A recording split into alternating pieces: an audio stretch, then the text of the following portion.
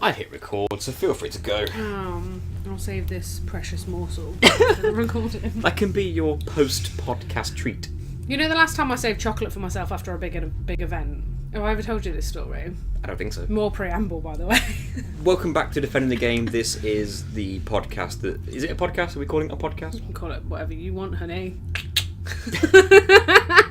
She just gave me the finger gun. Finger gun wink. Well, this is kind of your baby, so you can, call it whatever you want. I don't give a shit. This is us talking shit in front of a microphone about Halloween. Yeah, spooky stuff. It's my attempt to freak Nathan out. I want him to walk home and feel like someone's following him.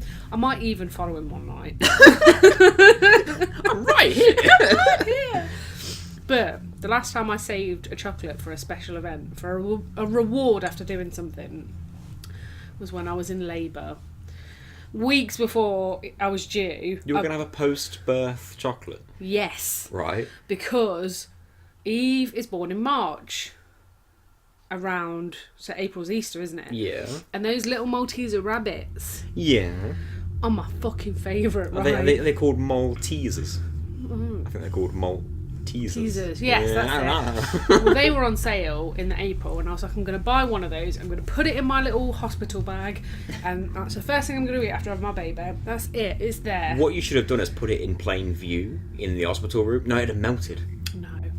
What I actually did was inadvertently but deliberately guilted my sister into travelling from Manchester to the hospital, because for anybody that doesn't know, I was in labour for 3 days. Ouch. So for the first day, I woke up in hospital, and my partner, Eve's dad at the time, he was like, oh, do you want me to ring your mum? And I was like, no, why? Okay. And he went, well, it's always good to have your mum in an emergency. And I was like, is it? No. It wasn't like, oh, I don't want my fucking mum here. It was just I hadn't thought that, in an emergency, I usually, if I'm in an emergency situation, it's something I very quickly need to hide from my mum, not ring her and tell her about. So Eve's dad was like, well, who do you normally ring in a crisis? Who would you want here in a crisis? And I was like, oh, my sister, my big sister.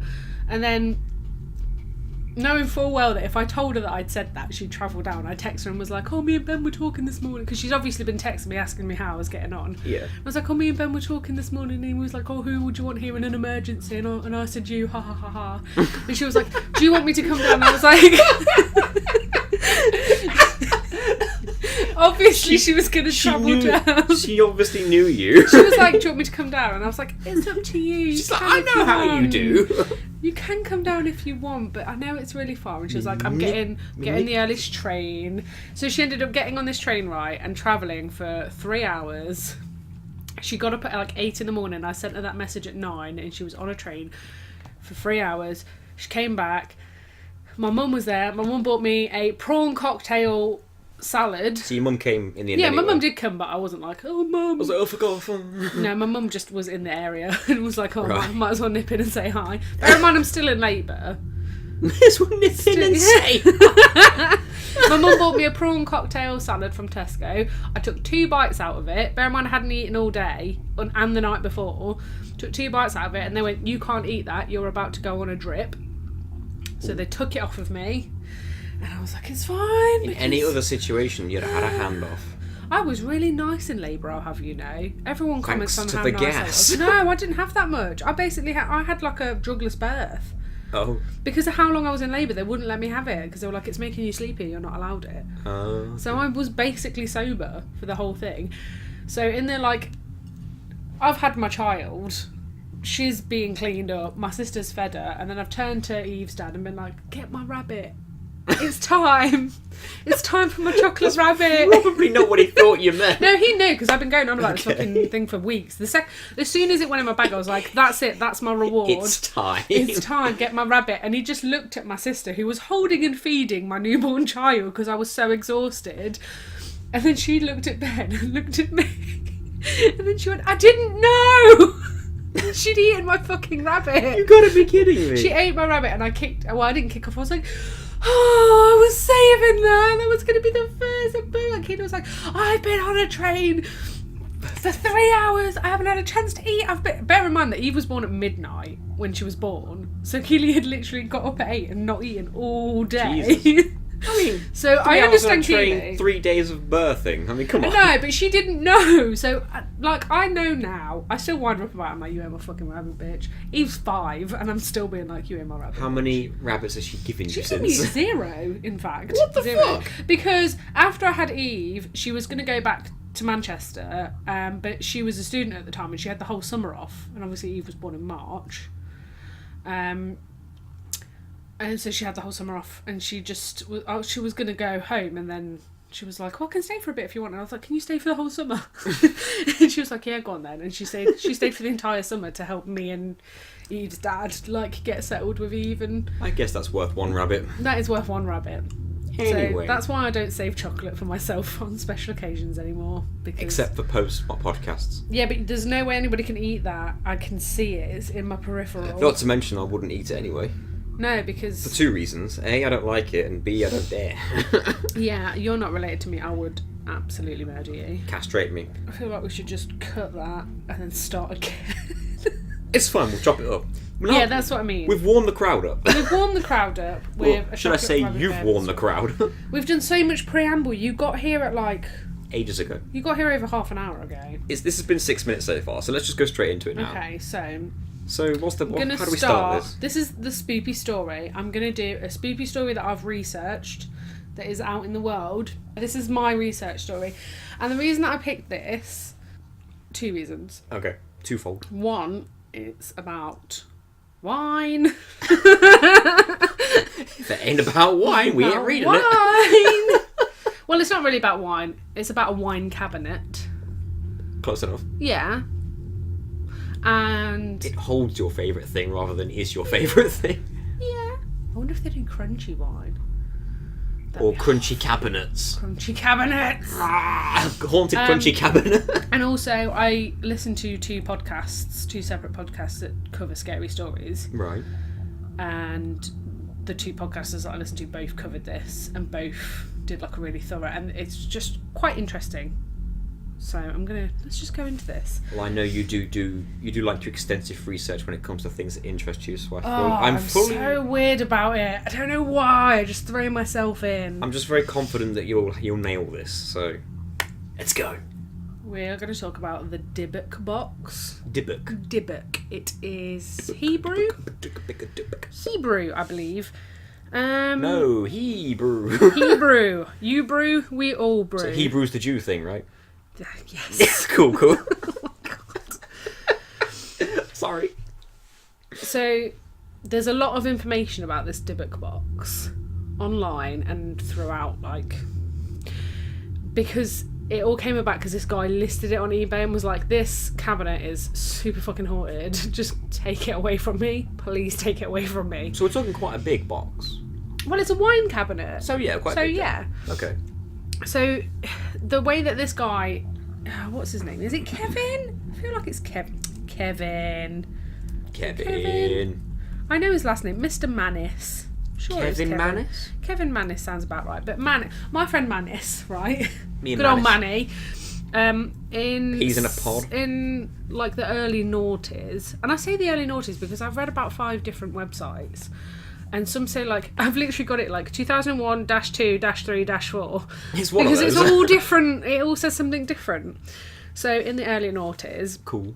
Mr. Mannis went to an estate sale in Oregon. Because this old lady died. She was, like, 103. So, she was an old lady. Very, very old. Old lady. And he finds this, like, wine cabinet thing. And he's like, oh, sweet, I want to buy that. That's cool. This guy owns, like, a furniture, at the time owned like a furniture refurbishment thing. Okay. So he'd buy like old crappy furniture and he'd do it up and sell it on.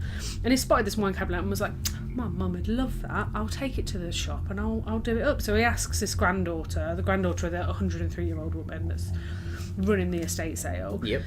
And just sort of asked for a bit of information, and she was like, oh, my grandma was born in Poland and like ended up in Nazi concentration camps, managed to escape. She went to Spain and that's where she picked the cabinet up. Okay. And he's like, cool, the box has got a bit of history. That's awesome. So then, like, he goes over and sort of, like, tries to open it, and the woman's like, don't do that. No. Stop, don't do that. This is the kind of thing you need pre-warning for. Yeah, don't do that. And he was like, oh, okay, why not? And they were like, just don't open it. My grandma said never to open it, so we want to respect that. Like, it's respect, like, it was just don't. And he was like, I think he was like, oh, she's probably, like, a bit emotional about getting rid of her grandma's stuff. It sounds like they were all quite kind of close. I don't want to interrupt. So he's like, you know what, like, don't worry about it. I won't buy it. Because you're obviously attached to it. And then the woman's like, no, we made a deal. It's yours. We don't want it. You're taking the box. And he was like, right, okay. Listen, if it's got something in it and you don't want it unleashed, you don't want to put it out in the world, the risk is high now. Well, as well, like, as a side note, the granddaughter had said that originally the grandma had asked for the box to be buried with her. But it didn't sort of go with the rules of Orthodox Jewish religion, like in their burial sort of rituals and stuff. Right. So they wouldn't, like, they didn't let her do it.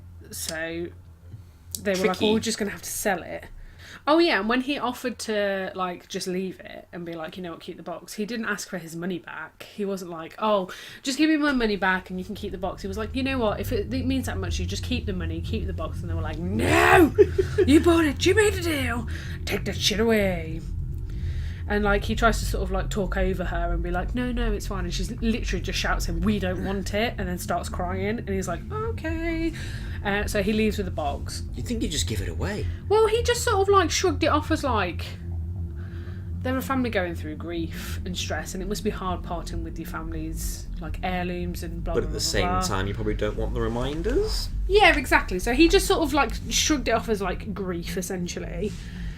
So he just was like, whatever. So he takes a box and he puts it in his little office thing where he refurbs furniture. Yep. He puts it in, like, I think it's like a garage thing. Because it's in America, they use terms that we wouldn't. I imagine it's like a big warehouse. Right. But it probably wasn't. So he's like, I'm just going to put... He turns around to the assistant or the lady that works there, receptionist, whatever. Just a woman that works there. And it's like... Oh, Janice, whatever your name is. I'm going to call her Janice. Janice, I'm just going to leave this cabinet here. I've got a couple of errands to run. I'll be back in a bit. And she's like, all right, bye, Manis. I'm sure it's Kevin. I'm hoping her name changes with every, like, paragraph. Yeah, all right, see you later, Susan. So after about half an hour, his phone rings and it's just Susan. Just Susan. Juicin. Jew. No, stop doing that. I'm sorry. Stop making it a Jew thing, man. What's wrong with you? Sorry. So he gets a call from salesperson, air quotes, salesperson, and she is in hysterics. She's, like, screaming that someone's in the workshop and that, like, there's breaking glass and swearing and, like, and whoever's there is, like, locked the security gates and the emergency exit so she can't get out. Wait, hang on, so she's hearing this from a different room? Yeah, so she's locked in this room and all she can hear is someone going around smashing stuff up. But she can't see anything? She can't see, no, because they've smashed all the lights up. Right, okay. So that's why I imagine it as a warehouse, because I imagine it as, like, a windowless building. Yeah, if it's got lights as well, it's got to be either a fancy garage or a warehouse. Yeah. So he was, like, telling her mid-sentence, like, to hang up and call the police. Don't call me, call the police. Well, yeah. Which is... I don't know, though, because when you're freaked out... Because you just hit the first number. Yeah. I did a stupid thing where I saw a fire and I had no way of putting it out. So I immediately rang the fire brigade, and the fire brigade were like, it was in between two houses. And they were like, is the fire attached to the houses? And I was like, well, it's attached to a fence that's attached to both the houses. And they were like, have you knocked on the door to make sure that whoever's in the house is around? And I was like, no, why haven't I done that? That's so stupid. That should have been the first fucking thing I did. Why did I ring the fire brigade first? What a fucking moron. But you go into, like, you're at work, there's a problem at work, you ring your boss. Yeah. Do you know what I mean? But I feel like at the same time, if you'd have knocked on the door of one of the houses and told the person who lived there, they might have then said, well, have you called 999? At which point you'd have thought to yourself, of Yeah. course, that's so stupid. Why didn't I do ended that? up knocking on the door and one person wasn't in, and then the other person didn't answer straight away, and I was like, I don't think anybody's in. And then after I hung up on the fire brigade, I kept knocking on both the doors to the houses anyway, just in case someone was like napping or something. I feel like you would have thought, if someone told you, have you done this in an emergency situation, when you've not done it, you might instinctively think, you're right, that should have been the first thing I did. Yeah, regardless of what it was. Even if you did it the other way around, you Well, might she have rang thought, her boss, and her boss was like, ring the police, I'm on my way. But as he was saying, ring the police, at exactly the same time, both of their phone batteries died. Of course. Obviously. Naturally. So, we got somebody in the technology here, haven't we? Yeah, I don't like that. Well, you've started this now. Yeah, it freaks me out. Here we are. I like ghost stories. I live for ghost stories. That's why I listen to spooky podcasts. Is your phone possessed? Is your laptop now possessed? Great. Well, no, because that's different stories where the thing will follow you. I've got other stories where it's like just talking about it can make it manifest in your house. Great. Yeah, that's the ones that are gonna get you, I think. Is that today? No, that's not today. Okay. So Manus gets to his workshop. Yep. Okay. And the gates are locked. I'm and picturing the situation as you say it. So yeah, let's go. the gates are locked, but he gets inside. He finds that his employee is like cowering in a corner, weeping. It's still dark then. So she's like in hysterics, and he goes to like where he goes like down into this basement where all the furniture's stored, and at the bottom of the stairs, he just like gets hit with this wall of like the smell of like cat piss. Ooh, God. Yeah, it just fucking What? stinks. He's like, what Was the it a hell? cat the whole time? Why does it smell so bad? And he even reiterates like there's never been any animals kept or found in this shop, so there'd be absolutely no reason for it to smell like cat piss. One of the worst He smells. said the lights didn't work, and he investigated. He found that the reason that the lights didn't work also explained the sound of the glass breaking, because all the lights had been smashed. Yeah. All of the light bulbs in the basement were broken. All 9 incandescent bulbs had been broken in their sockets. Sweet. Okay. So that's creepy. Every light then. And their 10 4-foot fluorescent tubes were lying shattered on the ground. Okay. So it wasn't that the glass smashed and then fell. It was that it was kind of like the things at each side had broken and they fell out and shattered on the floor. Oh, right, I got you. Do you know what I mean? Yeah. Well, that's how I'm imagining it anyway. I could be wrong. This is starting to sound like an office building now. It's got to be a warehouse then. Yeah, isn't I it? feel like it's a warehouse. And he even says, like, I should also add that there was only one entrance to the basement. You could only get in Right. through the building. So it wasn't like someone could have snuck in through the basement from a different exit and got into the building that way. You could only get into the basement through the building where the gates were locked. There's only one way in, one way out. We have a mystery. It would have been impossible for anyone to leave without meeting me head on. So he goes back to speak with the salesperson, but she's gone.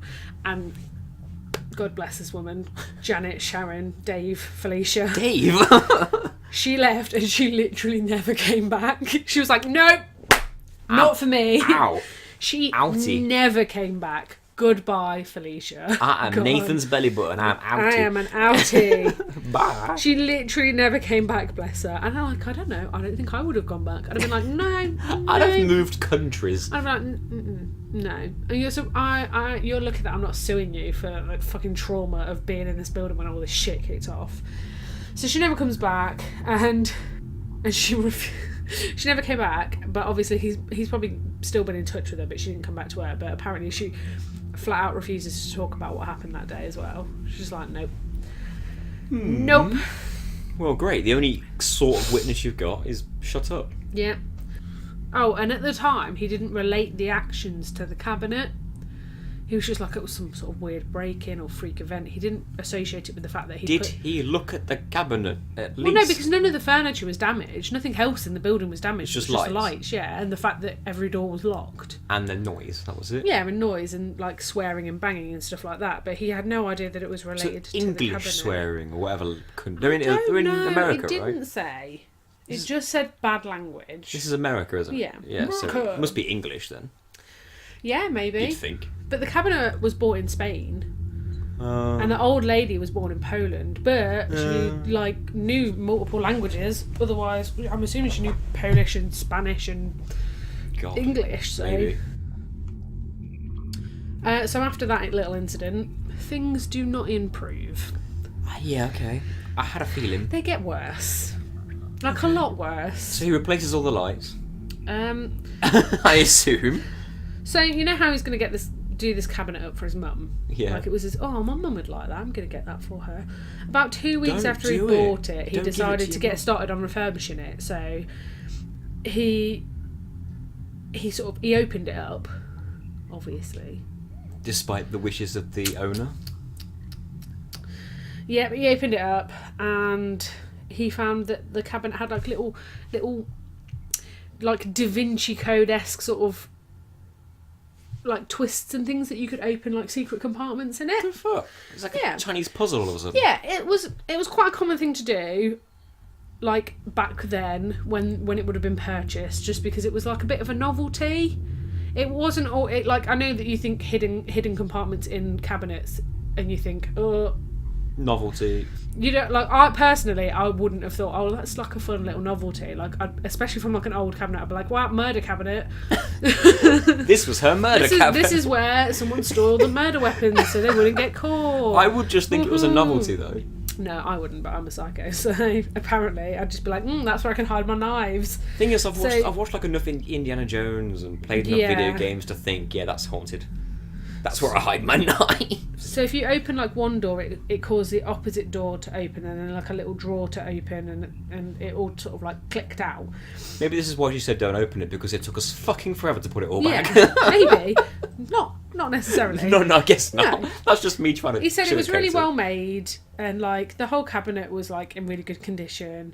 And in the little secret drawer that popped out, he found one 1928 US wheat penny.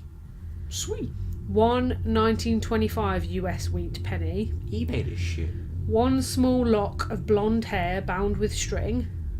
That's odd, One but okay. small lock of black brown hair bound with string. One small granite statue engraved and gilded with Hebrew letters. Nah, that's where it gets weird. Okay. However, he obviously isn't Hebrew, so he didn't know what it was. So he spoke to somebody and asked what the letters were, and it's shalom, which is Like hello. yeah, shalom's hello. I think it's blessings. It's an introductory way of saying. All right. Okay. It's a nice way of saying hello. Shalom. Yeah, basically. Have you seen Peaky Blinders? No, Oh, there's this really fucking funny bit where but I've seen Krusty the Clown's dad. oh god, no. There's a bit in Peaky Blinders where Tom Hardy's character is Jewish. I didn't even know he was in it. Yes, and he's amazing in it. Tom Hardy's character is Jewish, and in the previous season he tries to get a character killed. Literally, he kills all of this guy's friends and frames him for the murder and gets him sent to prison. And then in the next season they all have to kind of come together to be friends again. And this guy walks in and he goes, "Shalom!" And this guy's like fucking furious and he just keeps saying shalom over and over again. And he's just like, just please be my friend. I said shalom, please be my friend. And it was just really funny. And now whenever I hear the word shalom, I have Tom Hardy going, shalom, in my head. I heard Venom was subpar. I haven't watched it. Neither have I. I just heard it was subpar. I mean, I knew it wasn't going to be that great anyway. I'm still going to enjoy it because I enjoy Tom Hardy. Tom Hardy and Jason Momoa. Don't they all, apparently? Don't they all? Don't they all? I like Tom Hardy. There's other things in the cabinet. There was one dried rosebud, one golden wine cup, So we're on Citizen Kane. and one very strange black cast iron candlestick holder with octopus legs. There's a lot of weird things in this cabinet. Yeah, I mean, it's You weird. basically got a bargain. You bought a cabinet and got a bunch of free gifts. Wow. Isn't he lucky? Yay! He Story's saved all over. of the items in a box and intended to return the items back to the estate. Because he bought the wine cabinet, but the stuff that was hidden in it might have been sentimental to the family. You So know he was like, what? I'll put it in a box. I've and got I'll a send feeling it I home. know what the old lady's reaction is going to be to that one. Well, the granddaughter, the old lady's dead. Oh, okay. Yeah, that's what I meant. The family refused the items. I'll bet. They're like, you fucking opened it, you twat. What did I fucking tell you? Fuck, Come man. on. Put them the fuck back. So he's at this point he's selling the cabinet on eBay. Like this, the thing that I'm referring to at the minute is the listing. So everything that I've told you so far is what has been in the listing for this item on eBay. Actually, on eBay. Yeah, on eBay. The next sentence after that is, he says, the family has refused the items, so they will be included in the sale of the cabinet. Have I got to put a screenshot of that on screen? No, you don't have to. The cabinet's been sold. Like, we're past that bit now. Oh, okay. The future is here. I can tell you where the cabinet ends up. We'll get there. At the end. Yeah, we'll get there. So, after opening the cabinet... Please don't go. And the cabinet is here! You just like pull a fucking tablecloth. A haunted fucking wine cabinet. That's when you turn around and point to like your snake tank and go, it used to be a wine cabinet. It used to be a wine cabinet, now it's my snake house. And then suddenly the door locks behind. So now he's opened up the cabinet and the family's like, no bitch, we don't want the weird shit that's inside it. He's sold you the cabinet. Why would we want the cast-offs of the cabinet? No, bitch, we don't want the weird shit. He's like, you know what, I might as well fucking finish doing it up and giving it to my mum then. They don't want another shit. I'll just keep the stuff to one side and I'll sort this cabinet out for my mum. That'll sort Christmas out. Yeah. So he's done this cabinet up, he's put some nice lemon oil in it so it smells nice and does whatever that's supposed to do to help the wood or whatever. Okay. And then, like, as he's doing it, he notices that there's an inscription in Hebrew carved into the back of the cabinet as well. Here as on we the go little statue. again. What does this say? I have no idea what it says or if it is significant, is what he says next. You translated the statue. Translate this shit. I don't know, man. I have included a picture of the inscription below, but we don't have the pictures because I wasn't that thorough. Well, Someone tells me after all the shit he's gone through, he's not interested in the Hebrew anymore. He just wants this. he just fucking wants finished. it gone. He just wants this So, finished. on his mother's birthday, October 28th, so not far away. Maybe by the time this is edited, it will be past. That is 25 days away from today. I know, it's not going to take you 25 days to edit this. I should hope not. Oh, it's on the 28th of October. Oh, Just okay. in a flash. Gina's telling me. What? You're going to have to cut this because it'll make no sense. Gina was telling me about when you were editing Emily Wants to Play and you were doing the subtitle bit for it and there was just me going over and over again and she said I sounded like a motorbike. She did say that. I made myself laugh. I'm sorry. Anyway, October 28th, 2001 is his mum's birthday and his mum calls to say that she's going out of town with his sister for 3 days and postponed celebrating her birthday together until she returned. So on October 31st, Halloween 2001, my mother came to my shop. And they were going to have lunch together, but before they were going to leave, he gave her the cabinet. He was like, happy birthday, Mum, here's this lovely wine cabinet. Good luck getting it out. Not creepy. There's no creepy Hebrew inscriptions on the back. And Why, has he hidden it all? it's definite. I don't know, but you wouldn't say that to someone. Well, you I was wouldn't trying to even be bring it funny. up. You wouldn't No, even say there's yeah. no Hebrew on it. There's no Hebrew. So he gives her the cabinet and he's sort of like, she sort of like seems to like it and she's sort of having a look round and then he sort of wanders off to make a phone call, like his phone goes, so he's like, oh, I'll leave Mum to look at the wine cabinet, okay. I'm And just going to die again. he hadn't been out of sight for more than 5 minutes when one of his employees came running into his office saying that something was wrong with his mum. Dun, dun, dun, dun, dun. Wait, sorry, he left the room to take a phone call. Yeah, And she and was then on her own he in was- the room. Well, she wasn't on her. Well, I don't know if she was on her own if their employees were in there as well.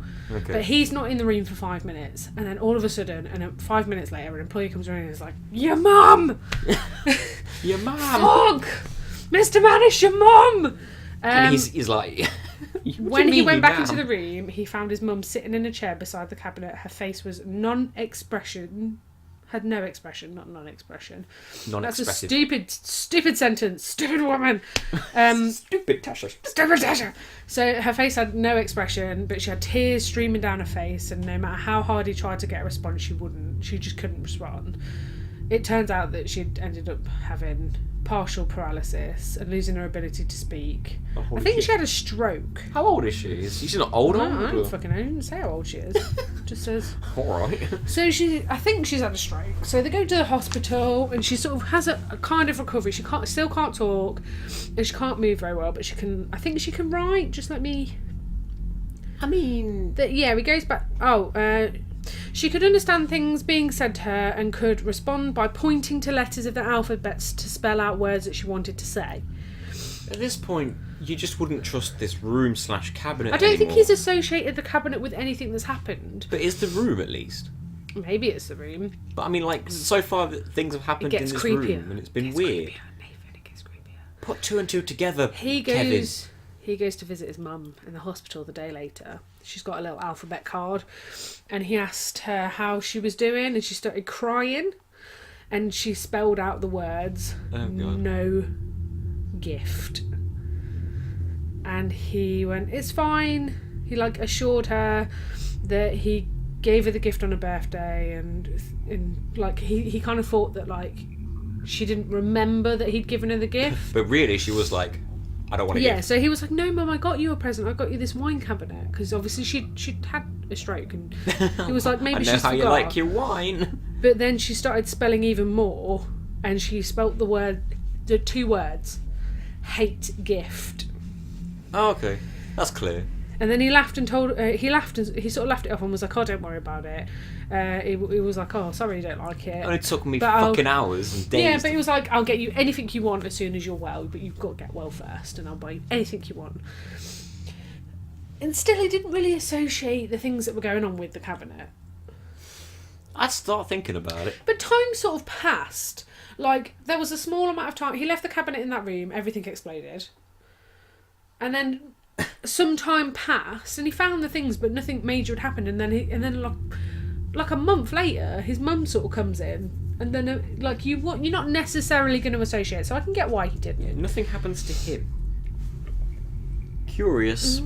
So he just sort of carries on, and eventually, so he's like, I don't know what to do with this fucking cabinet now because my mum's so ungrateful. So he gives the cabinet to his sister, and she keeps it for a week and gives it back. She's like, shut up, stupid. You guys didn't hear that? That didn't happen. Mute it. It is muted. I don't know why it's doing that. It can't be. It wasn't muted. Shut up. See, this is weird now because... Are you fucking kidding me? It's because it was WhatsApp on the computer, and then if I don't look at it on the computer, it makes my phone vibrate as well. Now, what's weird is that her mum was merely near the cabinet for 5 minutes and shit went down. His sister had it for a week, and she was still in the situation where she was like, I don't fucking want this. So she complained that she couldn't get the doors to stay closed and that they kept coming open. There was no spring in the door mechanism, so there's no reason for the door to open. They just slide open when you're not looking. Yeah, they just keep opening. So he gave it to his brother. He was like, you fucking have it. He's really trying to flog this thing. So I don't fucking want it. You fucking have it. So he gives it to his brother and his wife, who kept it for... his brother and his wife, they kept it for 3 days and they were like, nope, and they gave it back. It's getting shorter and shorter. His brother said that he liked it because it smelled like jasmine. You know, the flower. Yeah, not like Princess Jasmine. Of Agrabah. Cultural but references. His wife insisted that it smelled of cat piss. And that's what he smelled, isn't it? Suspicious chicken. So... Maybe he just knows it doesn't work. So, chivalrous, kind and loving Mr. Manis decided to give the wine cabinet to his girlfriend. The cat piss cabinet, he gives it to his girlfriend. Does he not live with this woman? No, obviously not. Why? Well, she ended up giving it back and being like, sell this. After 2 days of having it, she was like, nope, I don't want it. It's getting shorter. You need to sell it. Is he asking for reasons? Just well, the cat piss? It sort of comes to light in a bit. So just the cat piss thing, okay. Yeah. Has everyone said that so far, except the husband of the whatever? Well, he sold it on the same day that she returned it to a nice middle-aged couple, and 3 days later, when he went to go and open his shop for the first day, he found the cabinet sitting on the front door with a note that read, "This has bad darkness." Well, okay. And he was like, I have no idea what that means. At this point, you assume you're being punked. Yeah, he was like, I don't know what that means. I'm just going to take this fucking cabinet home. And then things got even worse. And now it's in your house, it's in his own house. Now you just stop Since the day he brought it home, he began to have really vivid, reoccurring nightmares. That he'd have this horrible dream that he would be like walking with a friend, usually somebody that he like knew really well and like trusted like implicitly. And at some point in the dream, he'd find himself like looking into the eyes of the person that he was with, and then he'd realise that there was something different and something evil looking back at him. At that point, the person that he's with sort of like turns into like this old hag, this horrible looking like disfigured, gruesome, demonic sort of like hag. Does she smell of cat piss? Well, then the hag proceeds to beat the living... Well, he beat the living tar out of me. Beat the living shit out of you. So you got beaten up by an old lady. Okay, Kevin. Dream Kevin. And then he wakes up numerous times to find bruises and marks on his... That is the third time. It's ringing. Yeah, the hag, right? The hag beats the shit out of him, and then he wakes up and finds marks on him that are consistent with his dream beatings. So... Dreetings from the nether sphere. Welcome to the world of tomorrow. Today. What is that from? I feel like that's definitely from something. It's not Futurama, is it? It's probably Futurama. Probably, yeah. So he gets shit kicked out of him by this woman, and he wakes up with his bruises. But he's still not associating the weird shit that's going on with this cabinet, right? It's just work it out, man. And he was just like, yeah, whatever, until like his sister comes round and his brother and his brother's wife come over At the same time? Yeah, Intervention? No, they just come round to like... I assume it's like the holidays or something, and they've just come round to spend some time with them. Oh, okay. Just because I don't do that in my family, it doesn't mean that other families don't do it. So have they come over and seen the cabinet? Well, they've come over and his brother and his brother's wife sleep in the room with the cabinet, and the following morning during breakfast... Oh, no, sorry, his sister sleeps in there. During breakfast, she says that she talks about this horrible nightmare that she had last night, and said that she'd had it a couple of times before, and then he described the nightmare that he had, and it was exactly the same. And then his brother and his wife froze and was like, we had that dream too. And then they sort of realised that it was like all when they had the cabinet. So it was like, oh, okay. So the common denominator here is the... So they finally worked it out fucking from cabinet. Finally. So he called his girlfriend and was like, did you have any... Just normal question, love. Did you have any weird nightmares when you had that cabinet for 2 days? And she was like, yeah. So hold on a minute. All the people he pawned this cabinet off onto had this nightmare and thought, maybe it's the cabinet, get rid. And just kept giving it back to him. Yeah. Which is shitty. So he didn't... Like, they all associated the cabinet with this right away. Well, yeah, I guess so. But he must have a little bit. So... But he put the cabinet in another room, and then I don't think he had the dreams anymore. Because then his sister came around and stayed in that room, and then she had the dream again. So he rings his girlfriend and is like... You just wouldn't keep staying around Yeah. once you work out it's the cabinet. You'd leave it forever. Well, he rings his girlfriend and is like, honey, baby sugar, did you have any weird dreams when you had that cabinet for 2 days? And she was like, yeah, and described the same dream of the hag. This is a lot of talking on my part. Talking is my life. Since they realised that the cabinet was the thing that was giving them nightmares, the activity got worse. So he started seeing what he could only describe as like shadow things moving around in his peripheral vision. Numerous visitors in his house also claimed that they had seen shadow things. So he put the cabinet in outside storage until Outside, far away, outside? As in like... Because... So the reason that he didn't keep it out in outside storage was because smoke alarms kept going off. So I imagined it as like a storage unit. Okay. And then he kept getting phone calls saying, there's smoke alarms going off in your unit. So he'd go all the time. Yeah, constantly. And there was never any smoke, but he always got hit with the stink of cat piss. And whenever he went back inside, and the smell was there in his house as well. And he like reiterates, it's all in capital letters. He says, I do not own a cat and I never have. So there's no reason for his house or his... And how does he know what cat piss smells like? Yeah, well, I don't know. I know what cat...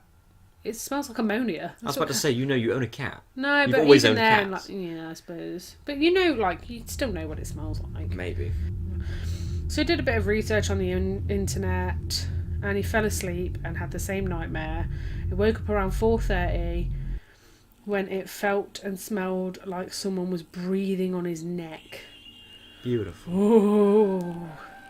And then, instead of his house smelling like cat piss, it smelled like jasmine. What, instantly? Yeah. That exact moment? Like he could just... Well, he couldn't... I think he just woke up to the smell of jasmine. I don't think it was cat piss, boom, jasmine. It's two very different things. Yeah. He also looked up just in time to see a huge shadow thing looping down the hallway away from him. Like it could have been the thing that was breathing on his neck. Like maybe something's watching him right over him as he's sleeping. Yeah, creepy as fuck. He's like... I want to just smash the cabinet up. Yeah, or at least I just want to trash it. I want to burn away, it. far away. I just want to burn it, right? And then he was advised by people online to not burn it because if it was possessed by like a demonic creature, burning it actually releases it properly. Like, and it'd probably be pissed off at you. I don't know. I feel like Maybe I would expect a free pass because I got out of jail. Is that what it is though? Is it jail? Oh, I assume so. Because it can get out apparently. Yeah, but... And then just go back in. Are yeah, these but Hebrew I reckon puzzles? that this old lady kept it for so long and nothing happened because she didn't fucking open the cabinet. Like this dick prick did. Oh, he wasn't to know. Is it still open though? Has he... Well, he's already opened it once, and that when his sister was like, I can't get the doors to close. They just keep opening all the time. Then how did they close it, the original owners? Well, they locked it. It was locked shut. Then fucking locked it. Yeah, but the point was that it won't stay locked now. It'll come a little bit clear later. Okay. So... Get in there. It sort of goes on to him just being like, because this is his eBay listing, it just goes on to him being like, please buy this fucking cabinet for me. I can't stand it anymore. Why would anyone? I bet loads of people have bid for it. He did sell it. I bet. So he does sell the cabinet to a guy at uni, I believe it was. And him and his housemates ended up getting welts and hair loss, and it was just incredibly traumatic. Assume nightmares as well. I imagine nightmares. So they sell it again, and another guy gets it, but he's really interested. He's a little bit more experienced with the paranormal, so he's super interested in it. And this guy ends up getting back in touch with Manus and being like, I want as much information as you have on the cabinet.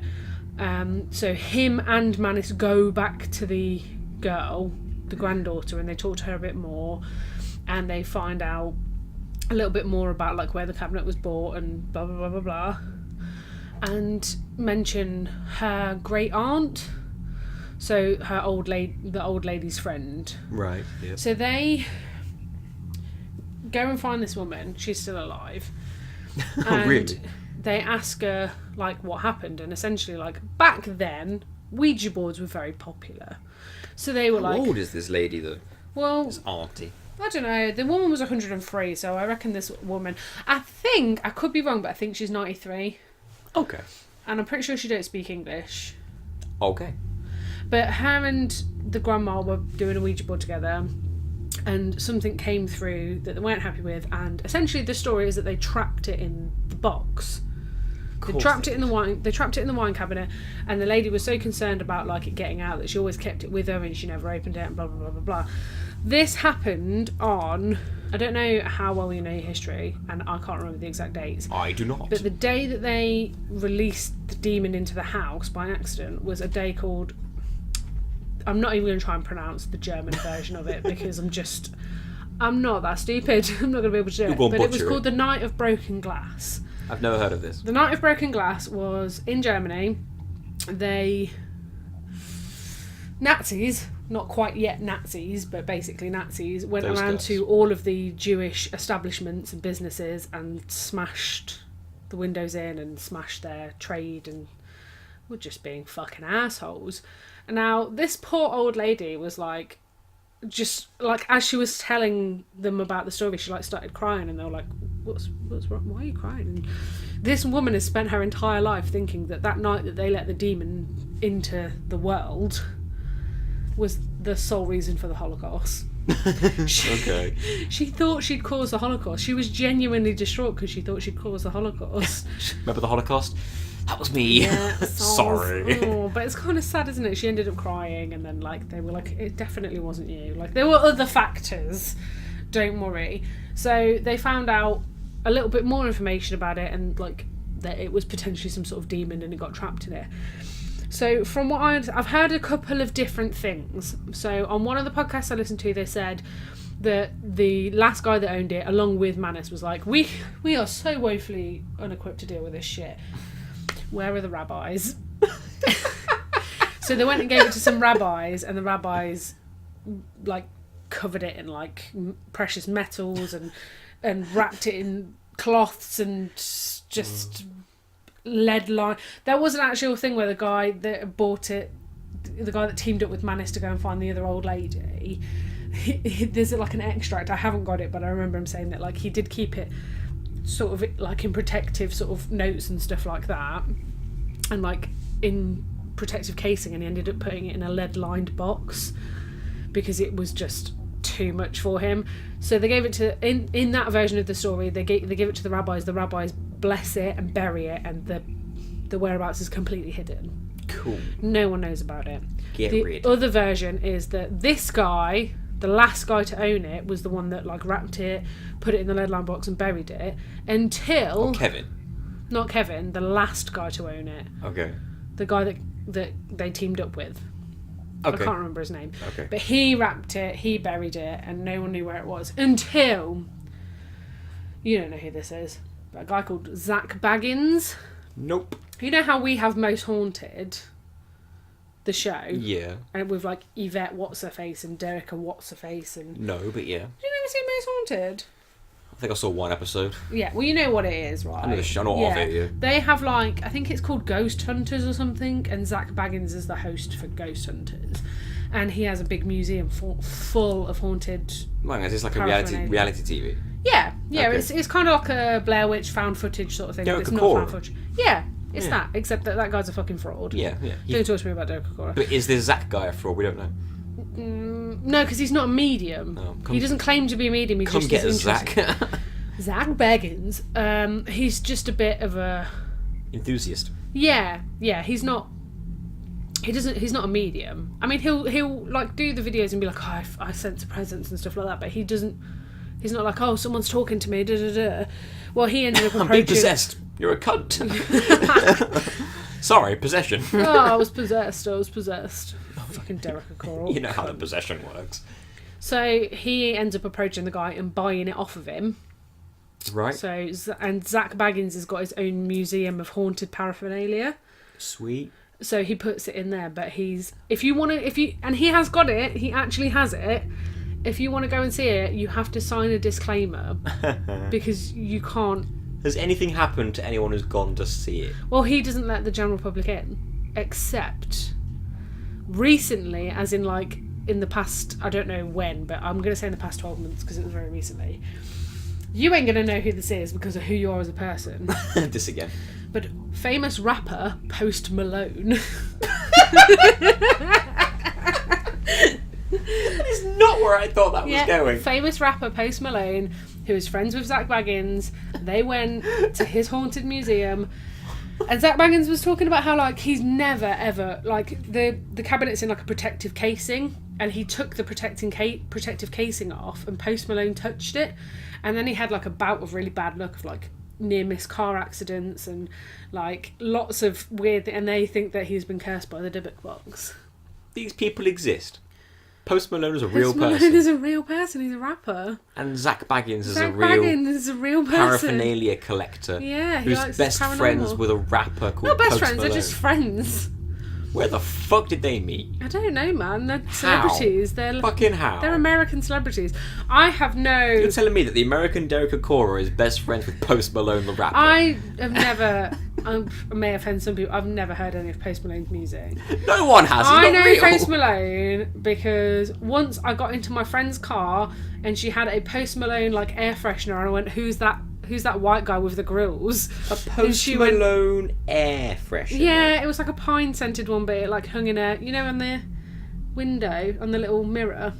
Yeah. Rear view mirror. That's the technical term. Holy shit! All I did was search the word post. Post Malone comes up straight away. I searched post on YouTube and Post Malone is the top one. Yeah, but put in Post Malone Dybbuk Box. Because it's not like a little thing. It was reported on, the news reported on it. It was on Sky News that Post Malone was being haunted by the Dybbuk Box. How do you spell that word? Dibuk. DIB. Oh, it's DYB. Oh, is it? And it can be both. Yeah, you're right. As soon as you put DY, there it is, first result. Dybbuk Box.